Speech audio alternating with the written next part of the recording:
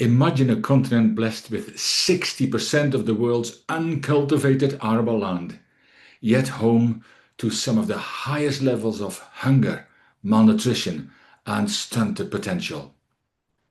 Imagine a continent where 60% of the population is under 35, vibrant, capable, intelligent, and full of potential, but often unable to see a future in farming, one of the most essential, purpose-driven industries on this earth.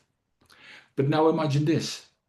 The solution to Africa's hunger, unemployment, poverty, and food insecurity is right beneath our feet.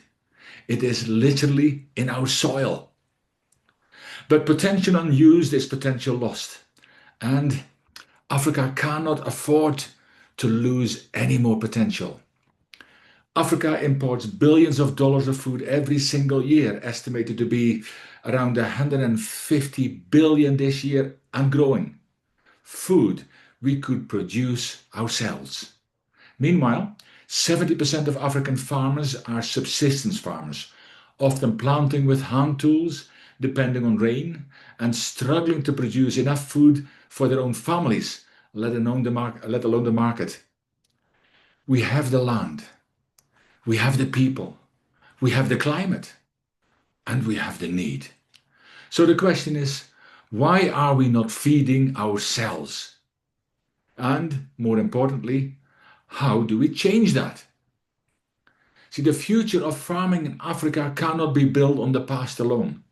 It requires a holistic, integrated transformation, one that speaks to technology, mechanization, and AI, that speaks to education, empowerment, and community development, and the aspirations of new generations searching for work that is meaningful, profitable, and sustainable.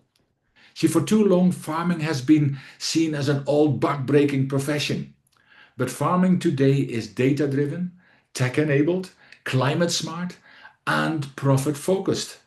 See, we must rebrand agriculture, not as a job of last resort, but as a gateway to innovation, entrepreneurship, and nation building.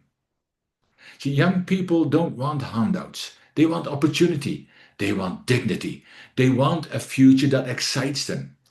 So here's the truth we must tell them. We must tell them that farming today involves drones monitoring crop health, AI predicting rainfall patterns, apps diagnosing soil issues in seconds, mechanized equipment turning days of labor into hours, data dashboards that show profit projections, agribusiness opportunities across the value chains. This is not just farming, this is agri-tech. This is innovation, and this is economic liberation. But while we innovate for the future, we must uplift the present. See, 70% of African farmers remain trapped in subsistence farming. Hardworking, dedicated people who carry their communities on their backs, yet often earn less than a living wage. And we certainly cannot leave them behind. So transformation means that we must train farmers in climate-smart agricultural practices, provide access to cooperative mechanization hubs, offering microfinancing and market access, using AI tools to predict pests, diseases, and ideal planting dates, develop irrigation and water management systems, and ensure that they can produce not only for survival, but for sustainable profitability, because when a farmer succeeds, a family eats. When farmers thrive, communities rise.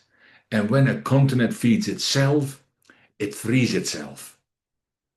Now, imagine an app designed specifically for African farmers that analyzes soil fertility with simple camera scan, uses AI to recommend seeds, fertilizers, and planting schedules, connects farmers to weather forecasts tailored to their exact location, gives access to training videos in local languages, provides real-time market pricing across the region, helps farmers access tractors and equipment cooperatively, links them directly to buyers, cutting out exploitative middlemen, tracks profits, expenses, and yields forecast. Imagine an app that becomes a pocket-sized farm advisor, agronomist, accountant, and market expert. This is not science fiction. This is happening. That app is already here, and it has the power to transform farming from struggle into strategy. And by the way, this app can also do far more in different sectors of society outside of the agri-chain as well. There's something else to seriously consider. And that is that there is less than 2 tractors per 1,000 hectares of farmland on the African continent. Now, you simply cannot plant 100 hectares with a hoe. You cannot compete with global markets using tools from the 1800s.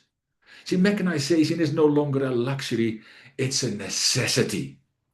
And by creating mechanization hubs, tractor sharing models, community equipment banks, AI-driven maintenance scheduling, and training projects and programs for young operators, we create jobs, increase yields, and shorten the path from soil to market. See, when equipment becomes accessible, farming becomes scalable. And when farming scales, hunger decides. And when we realize that 282 million people on the African continent suffer from malnutrition and growing, with millions more suffering from acute hunger, this is a necessity right now. See, if Africa cultivates even a fraction of its unused farmland, if young people enter the agri-value chain, if subsistence farmers become profit-driven farmers, and if AI mechanization becomes mainstream, then Africa will not only feed itself, Africa will feed the world.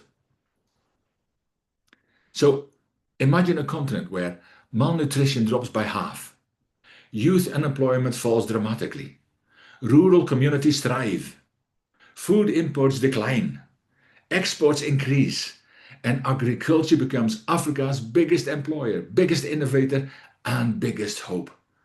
That's not just a dream, that is a decision.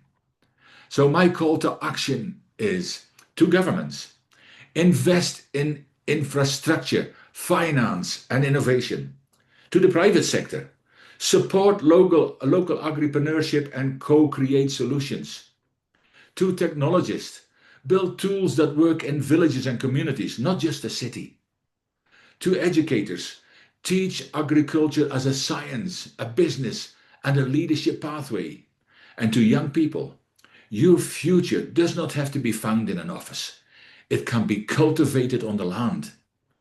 And to all Africans, our continent is not poor. It is wealthy and it's waiting. Our soil is rich. Our people are capable. And our future is unfolding. The question is not, can we feed Africa? The question is, when will we decide to? Now,